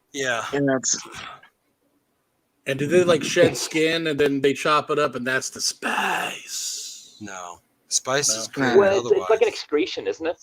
Yeah, I don't know. It's something to do with the sandworms actually created. So yeah, and it's like it compacts in the sand and turns into a gas and sort of erupts. Yeah, or something. Yeah, it's weird. But the battle scene was amazing, wasn't it? Oh God, yes. The special effects, the battle the scene. giant shield. The only thing is, you know what? I do have a few problems. Like when the Harkonians attacked the location of the base and stuff like that, it was too easy to take down for what the Atreides were, a military power. Yeah. In the books, they have a different. In the books, there's a shield covering the entire area, and that's I would imagine that. Right, the doctor. But the other shields weren't operating, and it was like an instant strike. And they brought back old artillery, like current day 20th century artillery, because the shields to get past, the shields can't operate. So they it's like a gigantic airstrike. And World War II type, howitzers. Yeah. And the other thing too is, Roof Korean makes a good point. In the novel, does Leto send Duncan ahead to make peace with the Freeman, which he did 6 months prior. Stuff like that to Leto and Paul and everybody else showing up. That's right. Yeah, he led the first wave, and he joined their tribe. Yeah, exactly. So I'm kind of like, I don't know. I know that Duncan had that huge battle, but he's a warrior. How bad was his injuries allegedly? So, well, he got indication of that. No, I mean, he got it in the book and in the movie. He got that last clock in the head was knocked him clean out. But they don't go into that specific. But you are right, and there is a missing scene that a reason why Duncan was back at the house that's cut from the film. Right. And there's a major dinner scene. It's a banquet, and Kynes is there, and the locals are there, and Leto, you know, and Duncan is brought back. There's like a plot thing, you know, going on, but it's a wonderful scene. But they cut it, they filmed it, but they just decided that it slowed the movie down and took it out. Yeah, I don't know. I thought that Duncan was still alive, and he seemed like a very integral part because he is very integral in the books. And so I thought that, you know, the way that they killed him off or allegedly killed him off, it seemed premature, and it didn't seem like they really killed him off. You know what I'm saying? Well, like originally, Herbert actually did plan to fully kill him off, but fans liked him so much that they insisted that he be brought back. Exactly. Isn't it amazing when a character that was just supposed to be secondary? Well, what they did is they use you know, the Mentat people, you know, the evil Mentat guy, the people that made Kim are able to take Duncan and bring him back. Gotcha. They're able to clone him. Sort of. Well, it's not exactly cloning. It's there are different aspects that make it very different. Yeah, but let's just say this is 20,000 years in the future. Medical technology is much better than we have. Right. Yeah. But I imagine in the second part of this, the Duncan role will be filled by the Josh or Gurney Halleck role, you know? Yeah. Josh Gurney's character, that one was like, I was like, oh man, dude, I fell in love with that character already so quickly, and they killed him off so quickly, man. Well, no, he's got to be back. He's not dead. They just make it that's the cliffhanger. I mean, he went straight into battle. He's going to come back, dude. Yeah, he's still fighting. You know, I think in the book, he's got 300 guys with him. And he's the only really survivor of the Atreides lot. Is he the only one? What they do? Like the only incarcerate him or something? I can't remember. There's another scene, Hawat. There's another scene with Hawat. He's got he's elsewhere. And there's a wonderful scene where they show the Fremen versus the Sardaukar. And he's like, oh my God, if we only had a little more time with these people, we'd win. You know? That was the other thing too. I thought that, you know, go ahead. I don't. I think the Mentats were underused or played down too much. I thought they just look like. But it wasn't. Yeah. But they should have both those guys should have bigger roles in the next movie. Much bigger. Josh especially. Right. But Gurney's another one of those kind of characters like Duncan, who is like very important. Like he should be in the next 3 books, I think. Gotcha. What did you guys make of the soundtrack, the score? I like the soundtrack. It was pretty good. Yeah, I loved it. It was very. Welcome, Toxic Man Flu. Hail, Toxic. Go ahead, man. It was very the throat singing thing was incredible, wasn't it? I thought it was good. I didn't really pay attention to the score, to be honest. The only thing is, some people complained that at a couple of points you couldn't hear what people were saying. Dialogue. I think this was decent. People were watching it on TV, you know. Probably, yeah. I could see that. But I mean, overall, it was really impressive. It was such a breath of fresh air to see a movie that was smart. Yeah, exactly. And so because we're missing that so much. Like Star Trek was smart. And so it's been so dumbed down. Now it's just stupid fight scenes, explosions, swear words, and it feels like it was written by an edgy teenager, an idiot. It does. Yeah, exactly. It's like one of those soaps, you know, those CW soaps things, you know. CW. Yeah. It's just and you know, Discovery, like, it could have been beautiful. It could have, but it could have been if they had gotten good writers. Because the only point of Discovery is scream about how great the black chick is and make her into Space Jesus. That's ridiculous. Space Jesus, she's dead. Yeah, they Killed her off they pretty did quick. actually do that with her, didn't she? She's like an angel or something at one point. Dude, she was waiting to ride a sandworm. She was using that device to attract it, and then they came up and they just killed her. The Spock thing. Oh man. I mean, how the hell can she even keep up with other Vulcans? She's not a Vulcan. I know. What are you talking about? And Spock being dyslexic. Oh, you guys. That's some bullshit too. Dude, we're like now they're gonna way off. Now they're gonna make. We got into a tangent there. Sorry. You got way off the tangent. I thought you were talking about the black woman in frickin' in Dune. Oh no! Do you know? Actually, do you know where she was in before? She was in Doctor Who with David Tennant. Waters of Mars. Yeah. One thing I will say, you know, the girl Zendaya. Yeah, Zendaya. She was. I think she was an issue because her voice. Everyone like the Fremen. If you notice, they have American, British, and Spanish accents.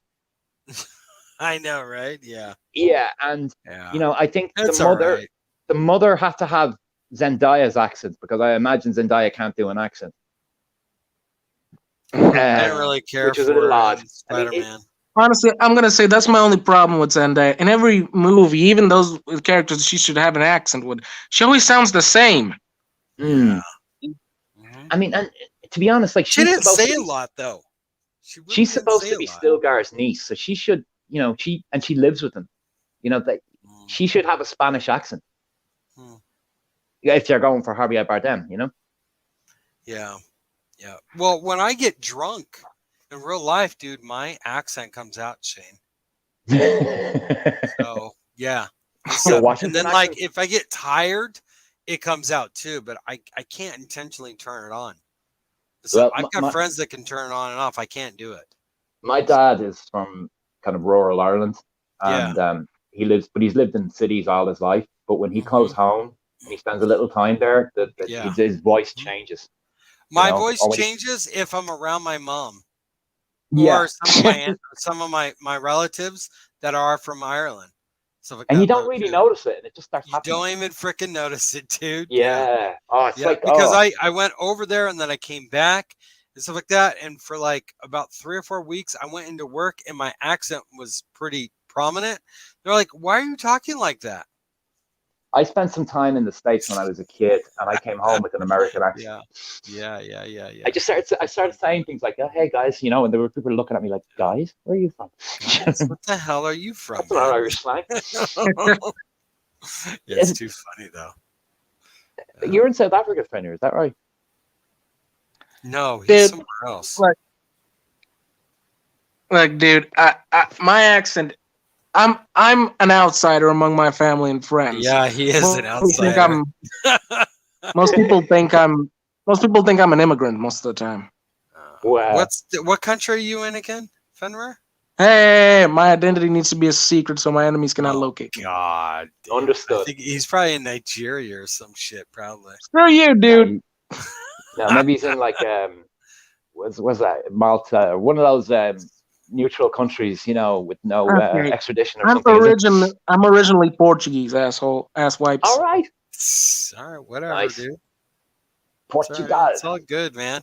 So what do you because we're gonna wrap up in the next half hour, stuff like that. But do you guys get any sense of this idea that there was like a native, you know, cultural identity with regards to the Freemen, with regards to this oppression from the Harkonians and all that stuff? Because I don't see the Freemen as this innocent group of people, and I say that because they did a lot of damage to the Harkonians, and they're not innocent in all this too. Oh no, they're Red gaze. Hey, calm down. Everyone loves Nigerian princes. Red gaze. Oh. Only people that understand the early days of the internet understand that phrase. Yeah, so I'd pretty much be considered a Portuguese prince, asshole. Yeah. This is why I don't like telling things to Normie. Everybody starts knowing shit about me and starts using it. This is why I don't like talking to you, man. You always get out the worst of me. I love you, though, man. I don't care what they say about you. I got my diversity on my panel. That's all that fucking matters. We just need a woman for next time. Yeah. You know, Shane, I gotta tell you something that it's gonna shit your bricks. What? About my mother, but I'll do it off the air. You do that. Yeah. I gotta tell you. Yeah, you're gonna shit a brick, Fenrir, too. So yeah. Wonder what you're saying though. So about the the Freeman. All that stuff. Yeah, they are not the good guys. You know, Paul is not some white savior coming to save them all, and they are not some people in need of saving. No. You know, if anything, they become the villains. Yeah. You know, they start a religious holy war and religious colonialism, and you know, they are like, and they're not just like, they are brutal. Like, they are more savage than the Harkonnens. They make battle drums out of the skins of their enemies. Yeah. You know, they make love poems to their weapons. Mm-hmm. You know, and they have no conscience in the way we do. You know, they're trained to not think twice about killing somebody. But do they have any idea in regards to the economics of what they're holding on to? I know that they know what they've got, but you see, their desire is to turn Arrakis into paradise. No, I know. To make you know, to make it like they're like, they harvest spice and sell it to smugglers to buy secrecy for what they're really doing. And they're building a war machine, and they're conducting this gigantic terraforming project all at the same time. Mm-hmm. I mean, their numbers are far bigger than they can show. What people give them credit. Well, even Leto said that too. Leto said that too as well. That their number. Duncan said that anyone here ever seen the show Stargate? Yeah. Yeah. Anyone ever seen Atlantis? Yes. Well, in Atlantis, there was this planet of humans. They seemed like farmers, but secretly they were actually high advanced military force. Underground guys, yes. Yeah. What's their name? They look like the Nazis almost in their outfits. But Calamini from Star Trek was in it. Yeah. They were very advanced and gave this. They were intelligent. They gave this impression of primitive, yet they were advanced. Mm-hmm. They almost took Atlantis numerous times. Yeah, the Fremen are very like that. Like underground, underneath the mountains. That's where they live. Yeah, both from there's a lot of parallels within our own history, which is always made up in stories and stuff. And this is one of the oldest type of histories of the same implications of the Arab world and oil and the West. Mm-hmm. Basically. It's basically what it is. The only thing I worry about that I don't like the whole oil is bad and evil and because it's not, you know, it's not that simple. No, it's not. Mean, without oil, we would have no medicine, we would have no industry. You know. Well, I think, Shane, I think that's not true. I think that if we didn't actually go in the direction of silicons and stuff like that, or like the oil bases and stuff, we would have went in the way of steampunk technology. Perhaps, yes. But I just mean like pharmaceuticals, like the applications of oil. I mean, I think we waste it on what we use it on. I'm just saying that, of course, yeah. You know, if you suddenly, it's like the climate people, you know, if we suddenly cut, you know, think about how many people rely on, you know, medication or electricity. You know, but in a lot of ways, you can make the parallel with the spice. The spice is an actual product that allows them to propel themselves across the solar system. And that, and gives them medicine essentially to live longer. Exactly, and not only that, it provides all trade. Yeah, exactly. All of it. So every business, every economy, there must be planets that rely on food from outside sources, and military. I mean, it's like the glue. There's nothing works without spice in this universe. Right. No, I know. And that's power. And the Fremen are probably, I don't know, the mining that we see is just what the Fremen allow the galaxy to have. Right. Yeah. The Fremen are, because the Fremen own the desert. Right. Yeah. They have nothing to fear out there. Exactly. The worms are at their control. They can mine spice all day long. Yeah. Well, they know how to deal with it. They do. I mean, they do. So, I mean, the only way you can make a parallel is the harsh conditions of extracting the oil. In the real world, too, as well. Yeah, well, like we drill for oil, but they kind of mine for spice. That's the only real difference. Yeah, exactly. Yeah. But it is. You can see why he used the example. I mean, even the name Arrakis sounds like Iraq. Right. Yeah. No, I imagine he was using 1920s Iraq. Yes. Yeah. But Iraq at that time, I don't know when Iraq changed its name, but originally that's Mesopotamia. Yeah, or Persia. It was a province of the Turkish Empire, and the French and the British divided it after World War One. Yeah, under the Balfour Accords. Yeah, and then there was Anglo-Persian oil moved in. Yeah, exactly. Yeah, but the thing is the Persian Empire went all the way to the first river in Iraq. The Tigris and Euphrates. Yeah, one of those two. The one that's closest to the Iranians. Yes, is actually where the original border was. Stuff like that. It's pretty close to what it is today. Stuff like that. Yeah, Persia's one of the great superpowers of history. Oh God, yeah. It was a rival for Rome all the way through the empire. Although they changed their name a couple of times, from Persian to Parthian, but it's the same thing. Exactly, yeah. Hey, Normie, I got to bounce, man. I'm sorry, dude. All right, man. No, it's fine, man. Josh, it was nice to meet you, man. Man. Hey, man. Yeah, it was great. Likewise. Go ahead and tell them where they can find you. I'm going to put your link in the thingy anyways. So, night. You're going to put my link in the thingy? Wow. My link in the fucking YouTube after I... what you guys do in private is up to you, Oh, yeah. I'm going to wrap. Man. Hey, Shane, really nice meeting you. You too, Josh, man. I hope to see you again. Yeah. Friendware, we'll talk soon, man. Anyways, guys, come check out my channel. I do videos, comic book reviews. Yeah, no worries. And we're going to start doing more reviews on other things like that, my opinions and things. So, yeah, I've been kind of upset with a few things here and there. That's why I just kind of make my channel light with like comics and Hot Wheels, because those are the things that make me happy. So, give my comic book video. Hey, man, I'm talking, motherfucker. Don't make me take out my spice and whack your ass with it. Maybe. Thank God we're getting rid of him, dude. Yeah, I know, right? Anyways, guys, have a great day. Make it yours. And as always, have fun. Bye, guys. Later. Thank you, Josh. Peace, dude.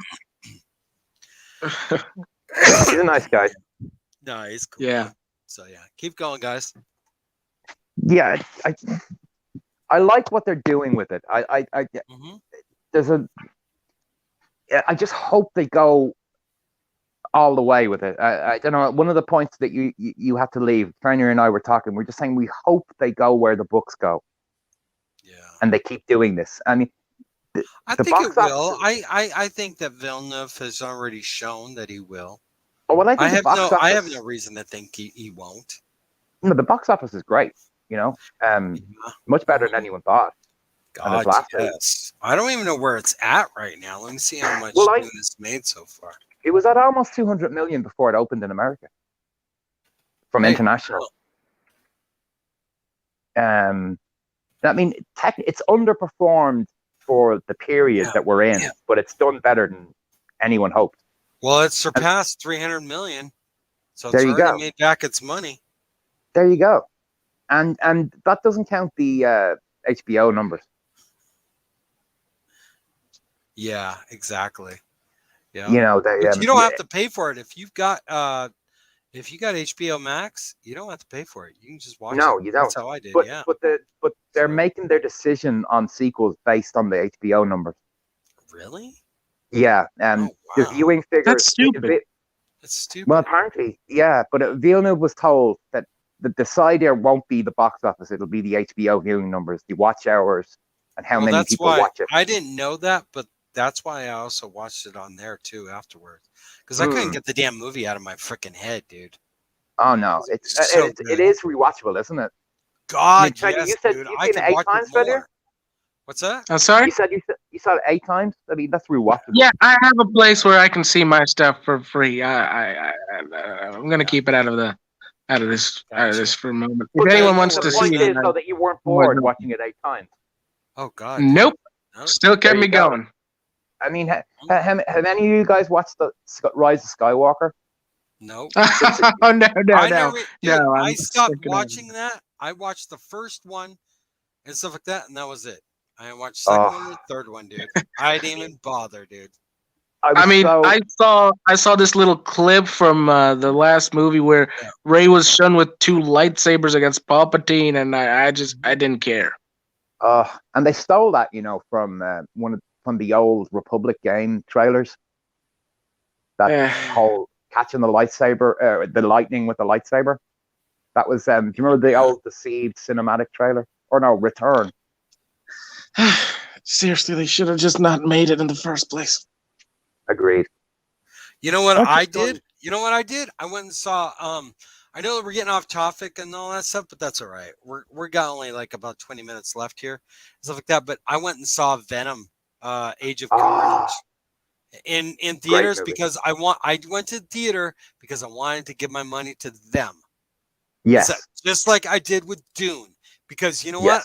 I am voting with my fucking money. Exactly. Wise. And that's why I did also. I also want to do it on HBO Max too as well for Dune. So they got both numbers on both sides. So. Yeah, I mean, I went to see it on my own, like first opening, day, and then I went with a couple of friends. So I've seen it 3 times, with different people to give it support. Gotcha. Yeah. I hadn't been to the theater since Joker. Dude, I can't even remember the last time I went to fucking what I saw last. Whatever I did, I saw it with my son. And I can't remember what the hell it was. Was it maybe Avengers Endgame or something? Yeah. That's the last movie I've seen. Endgame. Yeah. That was it. And I don't even know when that came out. What was that, 2-3 years ago, was it? Maybe, but it was before COVID. So, oh, yeah. So, and all that. So. Yeah. The only other thing I saw recently was the Sopranos thing. They released it in theaters. The Sopranos, kind of Many Saints of Newark. Yeah. Yeah, I used to love that show. Yeah, but I'll tell you what, dude. I did a review of Venom. So with that, I've got some information coming out about Venom 2 as well that I don't want to spoil. Oh, great. But it looks like we're getting a Venomverse. Excellent. Is that with the post-credit scene type thing? Yes and no. Area. I love Tom Hardy, man. I could watch it. Yeah. Oh, dude, I loved. You ever seen Taboo? Oh, it's so good. Oh my god, dude! Holy shit! And then have you seen Una Chaplin and John Price? Oh, so good. Have you seen Peaky Blinders? He's in that. Oh, too. I love him. Oh my god, I love Peaky Blinders, dude. Do you remember the scene where he's talking to about Jewish women? Do you remember? Yeah. Oh my god, he's so it was funny. Hilarious. Or the dude. the scene with him and Cillian Murphy when Cillian thinks he's taken Tommy's son, and he's like, you live by the sword, you die by the sword. Yeah. How many sons? Yeah, he's just wonderful in it. Tom Hardy is a gem of an actor. Oh yeah, he has got any dynamic and stuff like that. You know what I'm saying? I saw him first when he was very young. He was in do you remember Sweeney Todd? There was a British television version of that, and he's in it with Ray Winston. The British actor. big guy. He played Beowulf in the Robert Zemeckis Beowulf movie. But young Tom Hardy, you shouldn't see him. He's so skinny. He's like it's a brilliant adaptation. It's not a musical, right? But yeah, I'm the reason I was talking about it is because I came across an article, stuff like that. They're gonna, I can't remember what it's something to do with the comic books, but I'm wondering, because look, it's not Warner Brothers, but Sony that owns what is it, Morbius and Venom, and owns fucking Spider-Man. I'm wondering if they're after this third movie, if fucking Sony's gonna pull fucking Spider-Man back. They might, you know. And did you see the because Morbius they're trailer? doing well. The Morbius trailer looks good. Right. Yeah. The Morbius trailer it looks phenomenal. And the thing is, dude, freaking Venom was a $55 million budget. Oh yeah, great money. No, the second one is no different. Wow. So I don't think. Let me look. Venom. I love Tom Hardy's Venom voice. He's brilliant as that, you know. Oh, dude, how dare you? Right, I know, yeah. Dude, it's already made over 400 million. Yeah, you see, I did hear something about Kevin Feige and the Sony execs fighting $110 million. It's already made its money back. There you go. Twice. There you go. Yeah. Yeah. That was another one. Joker was another one. That was like $50 million. No, that was well, that's like Deadpool 1 was $35 million. But there was no real marketing budget for Joker. No. That was pure word of mouth. I know. Oh, dude, but the thing is the media did that one for him. Oh yeah. You know what I'm saying? There's no such thing as bad PR. That whole you're provoking violence stuff is just ridiculous. You know? They were trying. I remember they made that same argument with the Rambo movies. Mm-hmm.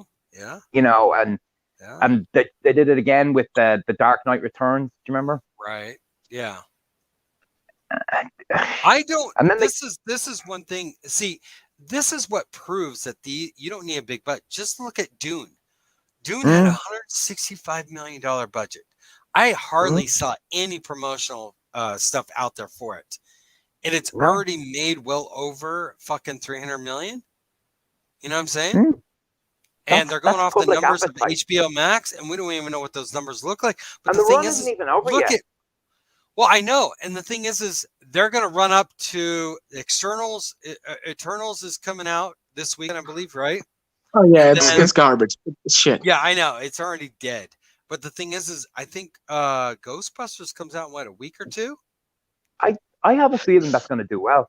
Oh, I know it's going to do well. It is. It's going to crush it, dude. Did you notice in the trailer, it feels like the first Ghostbusters? Like the way it's shot, the music, you know, compared to the... Well, it's got the son of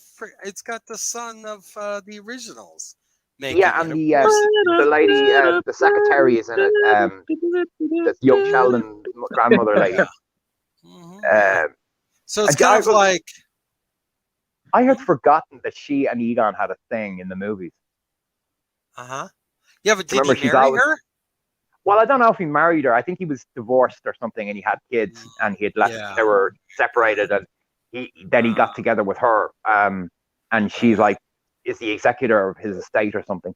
Probably, yeah, exactly. But she's all over him in the first movie, like body language. Right, exactly, you know, she's always like, oh my God, he's so handsome, you're so smart. You know? Right, yeah. But the thing is that, you know, I don't understand this mentality. And the thing is with the way the economy is going, the reduced money in the box office, they're going to have to go back to old school and make shit on the cheap, which I'm looking forward to because it's going to force them into being more creative with less. I feel we're in the 60s, 70s breakdown of old Hollywood and the birth of independent cinema. We need, I just hope, look, I know this might sound cruel, but I just hope people stop doing franchise things and go back to making movies and small movies. Yep. Like I'm sick of everything being a united cinematic universe that looks like shit and feels the same all the time. I'd like to see Hollywood say, "Here, we'll take a chance on young, up and coming producers, directors, writers, whatever. Here you go, That aren't 15 to woke. $30 million Just minimum. make sure they're not woke. Go." You know what I'm saying? It's up, But- dude. If you can't do it on that budget, oh well. I was watching You know a what I'm saying? stream about the Eternals last night, and they were doing a review of it, and somebody was saying that the fight scenes, the big sort of end battle, right? Mm-hmm. Like 20 years ago, it would have blown their minds, but now they're just so bored of it. Yeah. Yeah. Dude, bored. okay, look, I'm a normie, or at least I consider myself one. I have zero desire to see Eternals. My thing was done at Endgame. I was done. Hmm? And then I watched the stupid fucking Marvel TV shows and stuff, dude. What was it? Vision and WandaVision and frickin' Falcon and the Winter Soldier. Falcon, Winter Soldier. That was it. I was done. Yeah, no, I I was lost done it. after being lectured about fucking race. But the bank And the scene way and that that little piece of shit Falcon screams, "Do better." But do what better? Fuck you. These people have no understanding of how politics works. No. None whatsoever. Like the UN decides anything. No. Do you know- Dude, No, the UN is Dude, the UN's the in UN light support. has never The UN held is in up. light support. The UN has never held up its original fucking charter and goals. No. Period. How? All they do at the UN, they spy on each other. That's all it's Exactly. for. Exactly. That's it. It's like a And- freaking cartoon. Yeah. Yeah, it's like I don't know if you have. It's a the expression- welfare state. It's a welfare program for fucking third worlders. And I mean, if I'm not mistaken, I mean, America even pays for third most of world it. countries don't trust the UN anymore. I mean, you know what they do there. Yeah, I know. Yeah. and America pays for most of it, doesn't it? Yeah. A lot of Budget wise, Yeah. you know, and it's become this. I mean, it was a great idea. I'll give them that. It was a great idea, and it had the first few years. They did some wonderful work. Yeah. You know, the It would have been post-war- nice. It would have been nice if Trump would have said, "We're done. We're withdrawing, and all of our fucking money." He doesn't need Congress to say, "We're not doing this anymore." He doesn't need their approval. He could have walked away. You guys remember the League of Nations? The U.S. Oh yeah. Yes. The U.S. withdraws, it collapses. Why? Oh yeah. Because we're the majority fucking donor, military fucking wise, and freaking food distribution. I mean, you saw that with them. Did you notice President Biden was in Rome and he saw the Pope? All the world leaders got 5 minutes. Yeah, rumor is he took a bad what? dump on it. He got an hour. They were having some political conference, and there was a PR thing, and everyone got to meet the Pope. But Biden got an hour, and everybody else got 5 minutes. Wow. Yeah. First of all, he took a dump badly on the Pope's bathroom, and he called the Pope a famous black baseball player. That man is not mentally well. No, in all seriousness, his family, it's elder abuse at this point, isn't it? Oh, dude, it really is. Dude, It is fucking elderly abuse. I remember in the campaign when he was out in the freezing cold. He wasn't even out in the freezing cold hardly, man. He was I know on the few occasions, but he was doing some speech. The man can barely stand up on his own. You know, and he didn't make any sense. His teeth were, oh no. Sometimes I want to cry for the guy. I honestly thought, like, did you see the videos where people were saying, does he have an earpiece in the debate? Oh, I don't doubt it, dude. I don't. You know, there's no. You know, and Yeah. he couldn't answer a single question. He is the poster child or poster politician for term limits. Really, I mean, Yes, you know, he was in Congress. He was a senator for 40 years.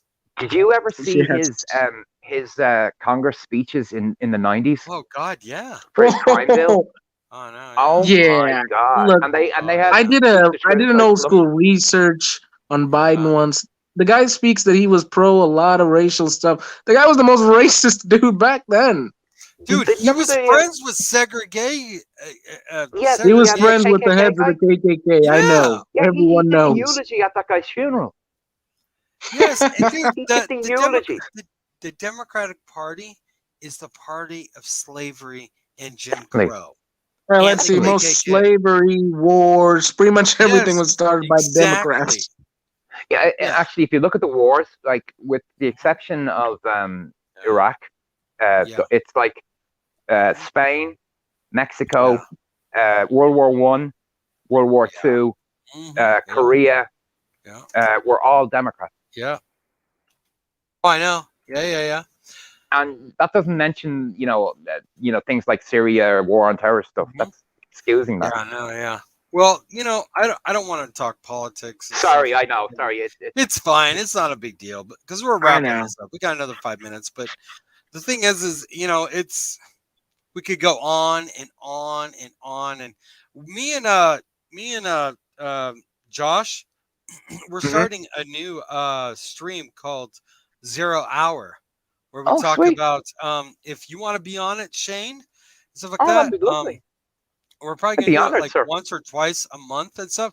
So we're going to talk about the woo-woo, fucking UFO stuff. We're going to talk about what's going on in this private space industry. I have some good content for you on the woo-woo. Cool, man. Hell yeah. Just personal, things I can tell you about myself, medical stuff that's pertinent. Gotcha. Cool. Yeah, man. Hell yeah. I've been wanting to do something different and all that.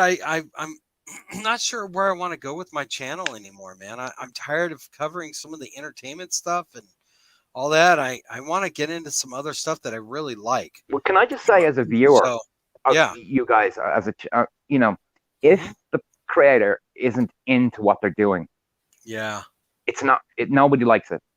Oh, if you're not honest with your audience and with yourself, like if you're covering a subject because you want to get views on it, no one really likes that. But if you're like passionate about something, when you did your Peaky Blinders videos or your interview with the vampire, you can tell you're into what you're talking about. Yeah, I know. And that is, and I your channel is growing very fast. I know, yeah, but I've lost like 4 or 5 people in the last 2 weeks. Wow. Yeah. But it's it's YouTube though. So they do mess with people, and I get unsubscribed all the time, and likes are taken off videos that I do. And shame on you, Shane. I know. How dare you talk out? I know. And I don't know about you. Do you know the channel Tyrone Magnus? No. You know the Star Wars. Oh yes, I've seen him. Okay. Right. I tried to leave a comment on one of his videos, right? And it was a. It always disappears. YouTube sent me a warning saying that I was going to breach their. I was repeating something that somebody said, and it was the F word. Every freaking time. It always disappears with me too. What the hell? Yeah. Or they will go through the comment section when people are disagreeing, and if they'll take a position and they will remove someone's comments to make the other guy look like he's winning. Yeah. It's don't get me started on that. I know, right? Shit. Yeah, but I'm going to be doing more Parley with JustANormie. So Shane, if you ever want to come on, you got stuff you want to talk about, dude, I have no problem. But just about the thing, no, it's just I have some experience with medical field, and I have some health problems. I have an immune system. That, man? Well, no, it's fine. It's all my life I've had it, but it's just with the vaccines and all of that stuff, and I have just, I know, like, can I just say, like, I have a compromised immune system, right? Right. And I gotcha. My immune system is around a third as effective as a regular healthy person. Oh, wow. Okay. And the minute this COVID thing came out, I wasn't afraid. And the reason I wasn't afraid is because, well, one, I knew what they were talking about, and I knew how to keep myself safe, and, I actually had COVID, and managed it myself. Yeah. And I talked to the doctors about it, and, there's no science. No, I know. And the doctors don't know what to do either. They're just pushing it. Yeah, I mean, I don't even know if it's the doctors or if it's the, the health department. It might just be fear. Yeah, and it's like in Dune. It's Fear fear-mongering. is the mind killer. Yeah. You know how this works. Every couple of generations, a government creates something that makes the people more soft, so they can control it. Right. So hey, let's talk about this on the back end here because we're coming up 2 hours. But just to anyone in the audience, I would advise seeing Dune. It's a great movie, and you will enjoy it. Toxic Man Flu, I completely agree. I don't worry about the subs and the views. Some of my videos do shit. And now that I'm freaking permanent banned from freaking Twitter, it's going to be even worse now. So, but it is what it is. I don't care. Not a big deal.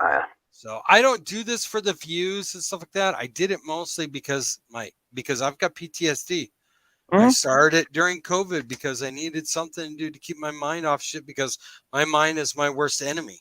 So, and all that. But Fenrir, tell us where you can find you so we can wrap this up. You already know where you can find me on YouTube. Just put my name up there and search it up. Who cares what you guys would like? I mean, I don't even give a damn. I only got like 180 subs. I don't care about getting upper. But if someone wants to give me more, go ahead. I don't give a damn. Gotcha. Shane doesn't have a channel. No, Shane is just a commenter and subscriber. That's all I do. Troll. He's a troll. That's me. Right. No. Thank you, Toxic. Thank you, Toxic. I appreciate it. I'm just like anyone listening to this show now. It's just Normie was kind enough to invite me on. Yeah. Hey, I don't mind bringing anybody on, man. I you know what I'm saying? I really appreciate you being patient with me and waiting. Well, no, I'm just like you. I love this stuff, Yeah.